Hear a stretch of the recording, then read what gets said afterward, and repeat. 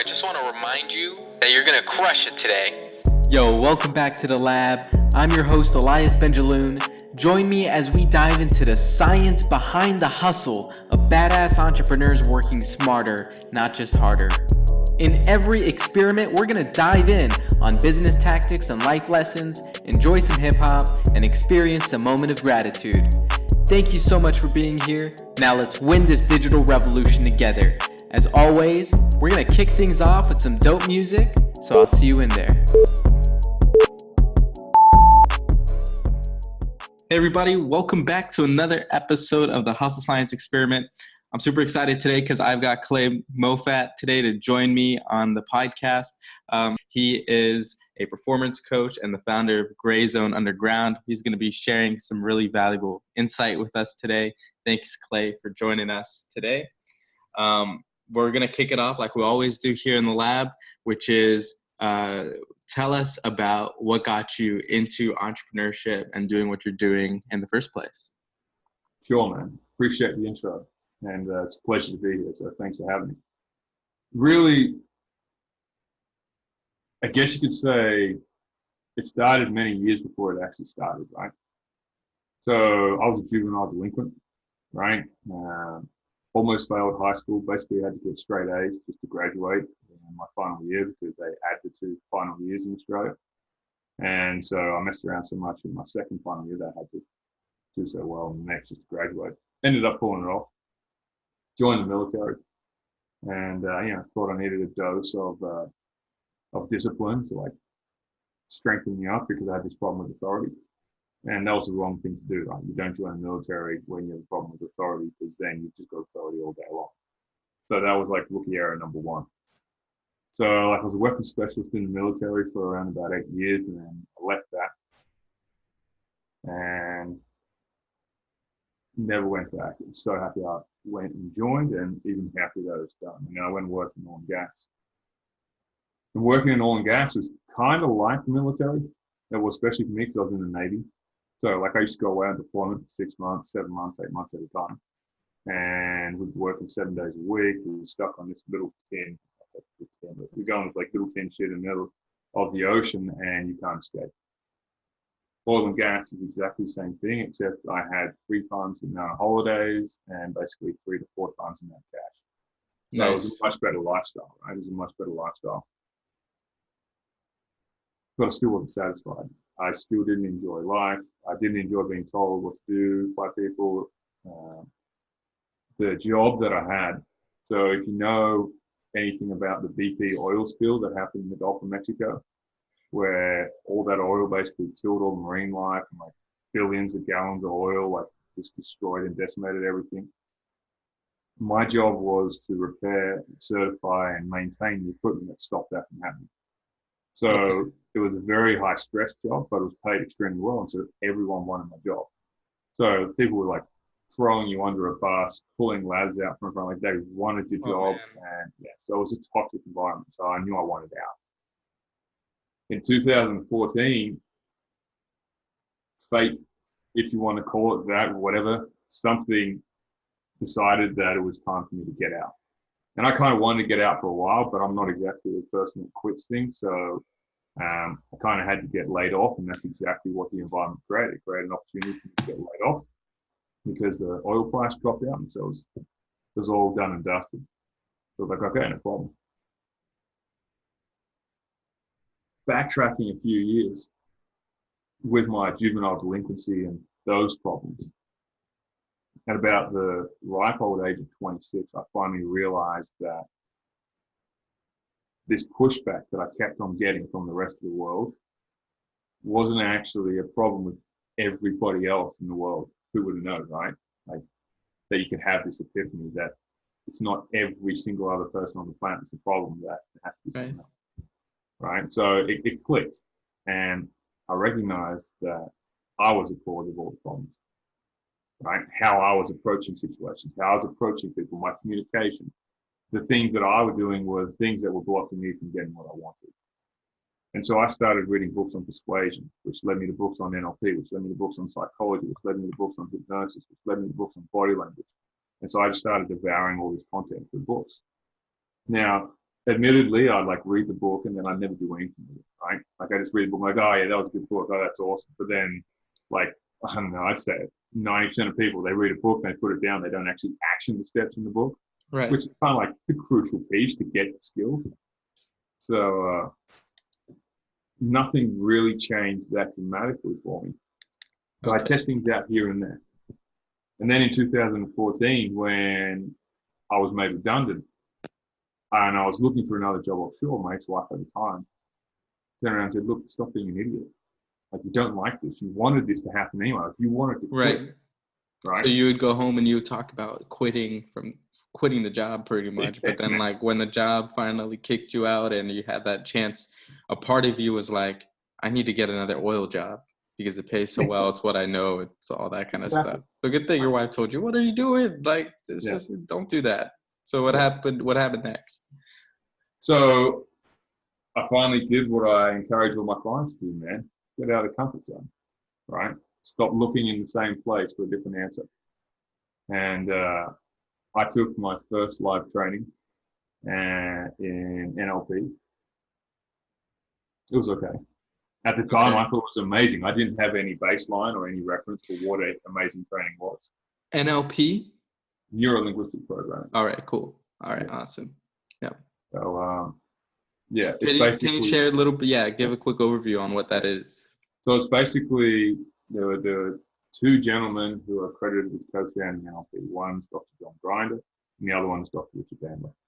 Now, these two men met at the University of Southern California, Santa Cruz, and they basically developed a system of modeling family therapists, a Gestalt therapist, hypnotherapist, or well, actually technically, case hypnotherapist, but the guy is actually a psychiatrist, like a medical doctor who just like a wizard. His name's Milton Erickson. He's passed on now, he's great beyond.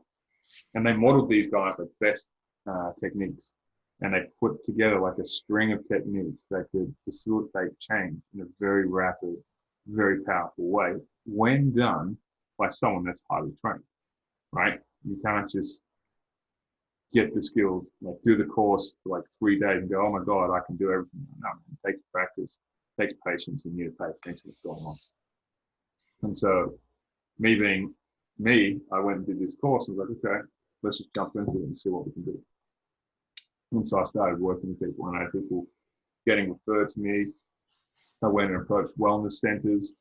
I started working at wellness centers, giving speeches about mindset, giving speeches about how you can change things, giving talks about conditioning, and just covering like all these spots based on the life experience I had, the military experience, and now this training that I'd started taking, this formal training, as opposed to just messing around with what I've done before with like reading books and stuff like that.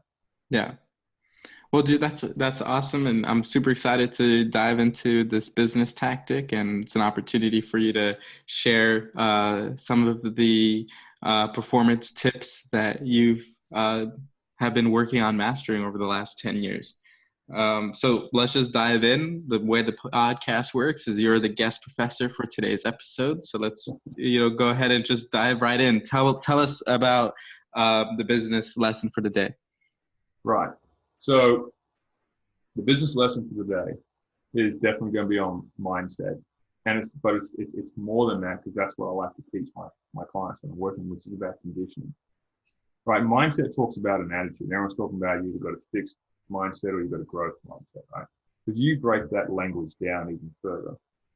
When you set something, it means it's stuck in place, right? When concrete's set, it's in place. Right? When the glue's set, it's hard, it doesn't move. So regardless of which way you want to look at it, whether it's a growth mindset or a fixed mindset, it's still set. So it's more about programming yourself to be in a stage where you'll grow in, right? It's a process, and it's going to continue. But more importantly, the biggest thing that I see, and the biggest cause of failure that I see, is people don't make the shift from employee to entrepreneur, right? And that's typically what I find happens with people that, like myself, jump into entrepreneurship at a much later age.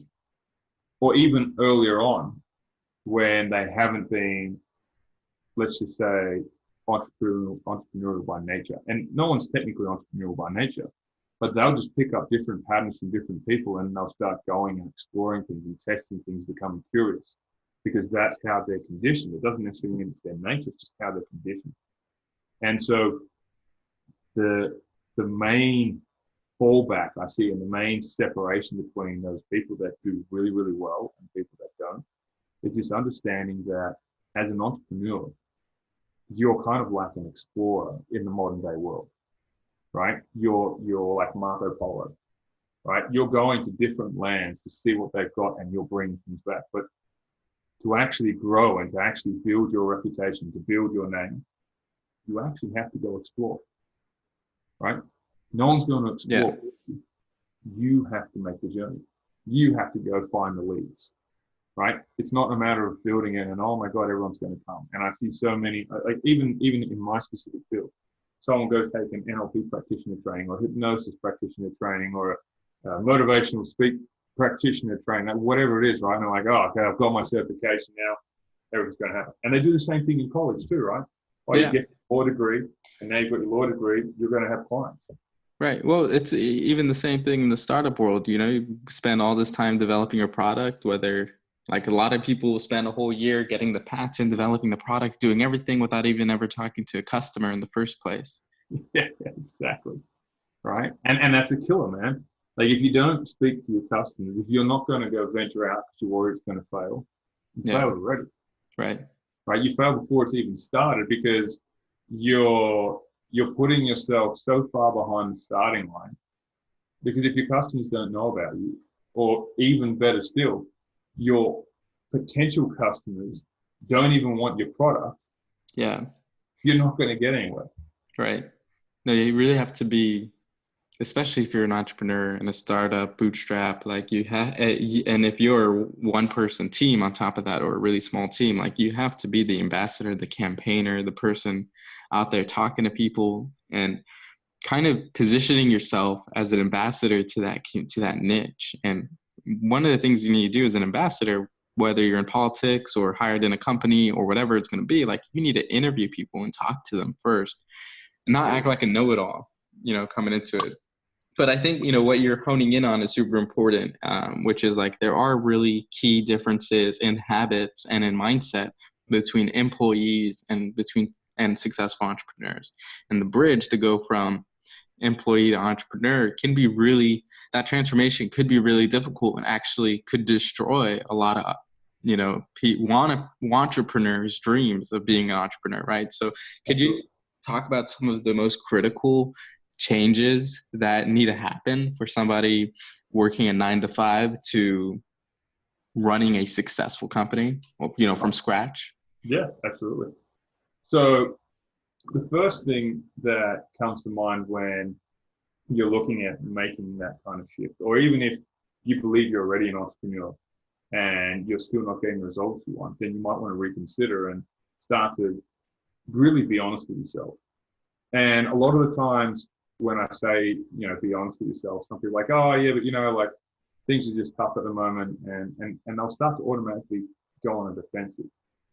And if that's you, if you're going on a defensive, then what's most likely happening, and I don't mean this to sound condescending, because I do the same thing too, right, is that your ego is getting in the way, right? So just park that, just put that on the back seat and start to recognize that to make the shift, to really start to get something out of this, to really start to move with momentum, you need to realize what you're good at. You need to identify what your strengths are. And even when you're bootlegging things, what you're going to find is the motivation isn't always going to be there. It's not, man. It's a slog. It really is a slog. Unless you're joining, so let's say someone's joining you in the Lab Alliance, right? They're going to come work with you. You've already built this amazing brand and everything's running smooth. They're most likely not going to have to work as hard as you had to get your brand up there because they're joining your brand.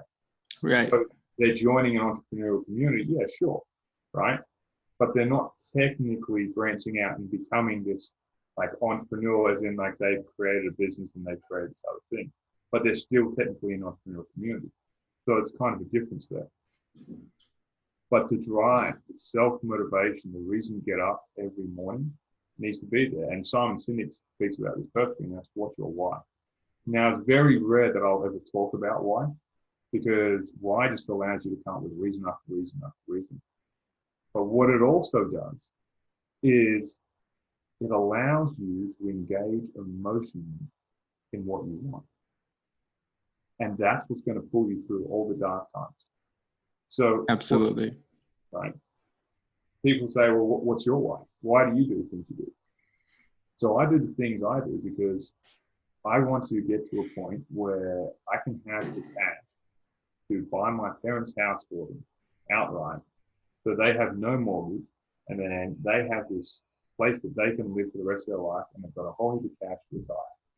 That's why I'm working the way I work. That's why I'm pushing myself, because that's what I'm working towards. Now, if I turn around and said to you, you said to me, hey man, like, Clay, like, why are you doing what you're doing? I say, hey man, I want $1 million. You'd be like, okay, well, that's a pretty big goal. Sweet. But if I turn around and say to you, dude, I've got this dream that I'm going to buy my parents' house and they're going to retire happily and they're going to be like looked after and they're going to be safe, what do you think is going to be more motivating? Absolutely, the house. And also, I would say, like, and I see this mistake all the time in business owners, real estate agents, financial advisors, entrepreneurs, digital marketers, anybody that needs to rely on themselves to build their income. And that is like, when the goal is money, then good luck. Like, it's going to be a very tough road, because the reality is when you make that shift from 9 to 5 to entrepreneur, there's not a lot of money in it in the beginning, right? Like, you have so much that you need to figure out. And one of the key things that you mentioned that's really important, I just want to like dive deeper into, is the full ownership. Like you talked about ego being in the way. Ego comes in the way because you don't, want to take ownership of everything. When you realize, and this is something that I had to learn too in my entrepreneurial journey, is like everything is the results of my actions, and like I can choose how to react to everything that happens in my life. And so, in order to be a successful entrepreneur, I need to take that full ownership. If something goes wrong in my business, if I'm not generating the sales that I need to generate, like I can't look and be like, oh, it's the market, or, oh, it was this client, or, oh, it was whatever it was. At the end of the day, I could have done something that was better. So like that full, as opposed to an employee where if something goes wrong in the company, it's like, well, it's not my fault. Maybe it was the manager's fault. It was this other person's fault. It was the customer's fault. And you kind of are allowed to slide with that, and keep your 9 to 5 job, because it's not your responsibility to meet like all of the demands of being an owner of a company. Like, it's almost like having, depending on, I don't know, like if you've hired people or anything like that, but then there are all these additional commitments related to business, and it's all on your shoulders. And so I would definitely say that is super massive for people to realize when they start their journey. Absolutely, man. You're right on it. And a lot of people don't recognize that, or they see that as this fairy tale. Like, a lot of people talk about being at cause without ever understanding what it actually means to be at cause, right? And that doesn't mean to assume everything's your fault, right? What it does mean is to assume that if something happens, there's something you can do about it, right? Yeah. Not because of something external, that there is something that you can do now that can change things in your favor. Absolutely. I'm 100% a believer in that. Clay, I would love to keep this conversation moving forward to the next segment. We're going to dive into the moment of gratitude. We share this because, as you see, especially in our world of entrepreneurs and all around the world, really, a lot of people constantly look on the outside for that external validation to be happy, the other things that they need in their life, when really they just, I'm a huge believer in just expressing gratitude for everything we already have, because it's fucking massive, everything that we have. Most of us, especially here, like you're in America right now, people in the Western world have and people in 2019 have too many things to be grateful for to be unhappy. So for today, man, what are you feeling particularly grateful for? Third of life, man. my business is doing really well. I'm coming to the end of my MBA. Oh yeah. I've got my final project, which is due in a couple of weeks. It's going to be done. Got an amazing girlfriend. I've got an unbelievable family. My clients, most, if not all, are my friends, or they become friends over time anyway. It's just the nature of the work that I do. And dude, that's even on the worst day that I have now in my life, it's still better than days I've had in the past. Man, like my life just gets better and better. You know, I was just in LA on Good Morning La La Land.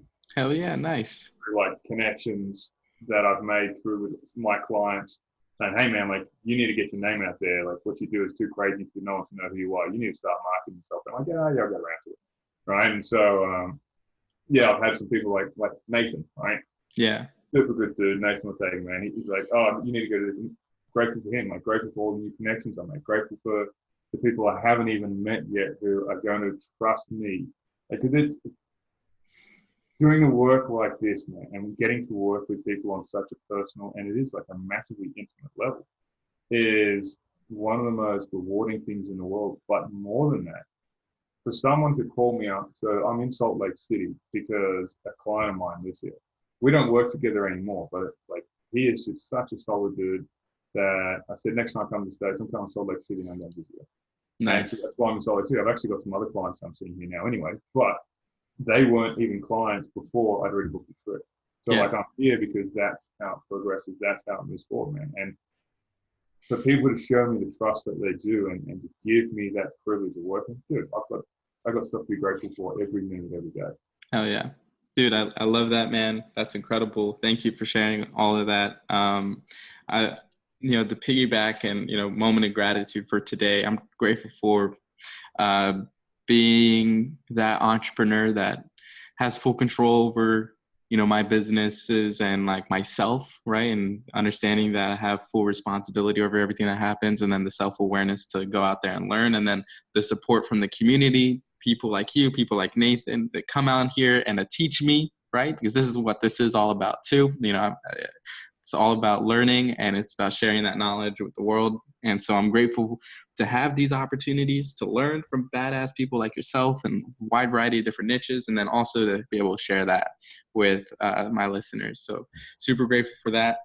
We're going to dive now into the core life lesson of the day. Clay, how about you kick us off? What is the life lesson for today?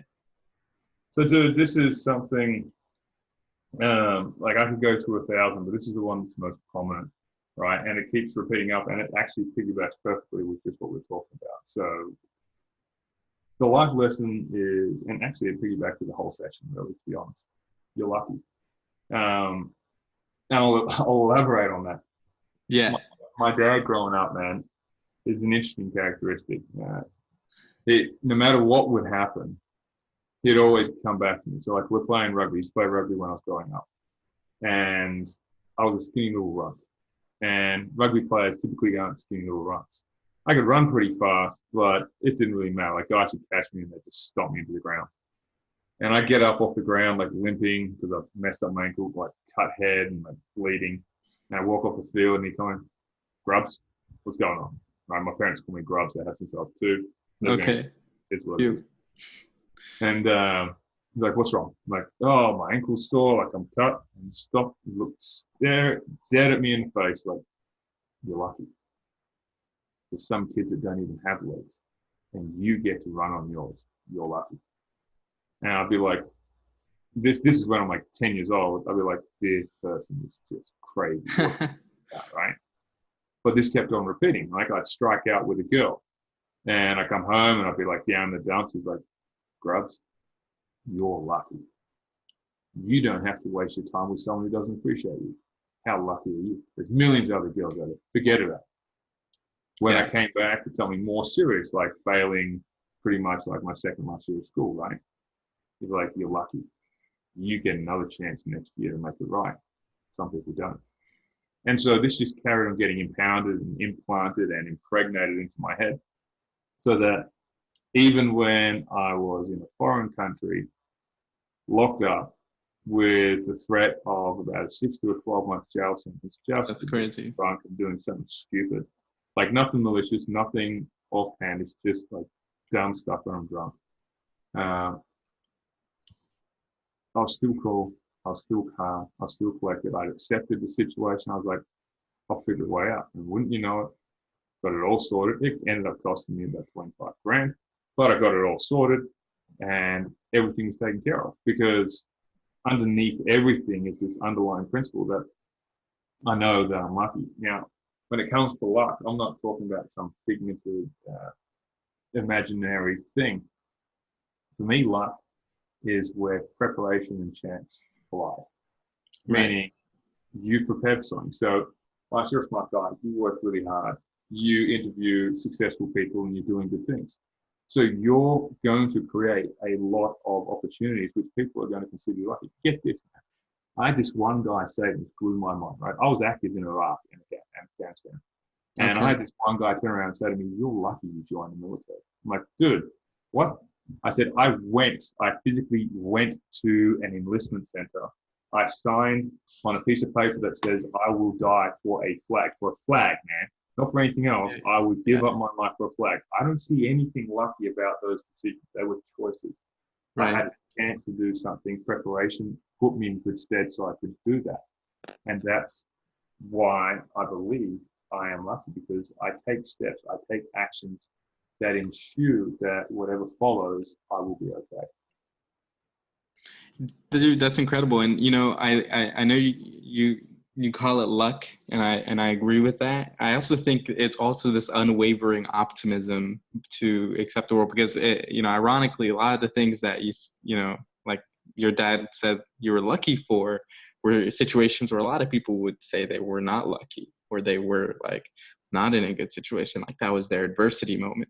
But to take it in with so much optimism and seeing the bright side of it, that like you're at the end of the day, when all this dust settles, you're still so much luckier and more privileged than maybe probably billions of other people. Then truly, absolutely, it's luck. When I think Gary Vee says this, it's like being a human being is a 1 out of 4. Being a human being is a 1 out of 400 trillion chance. So you're lucky in that sense. And being a human being in the 21st century in 2019, where we have all sorts of ridiculous conveniences in our life, like the most dumbest things that make life so much easier than they were just 50 to 100 years ago, we're all absolutely lucky.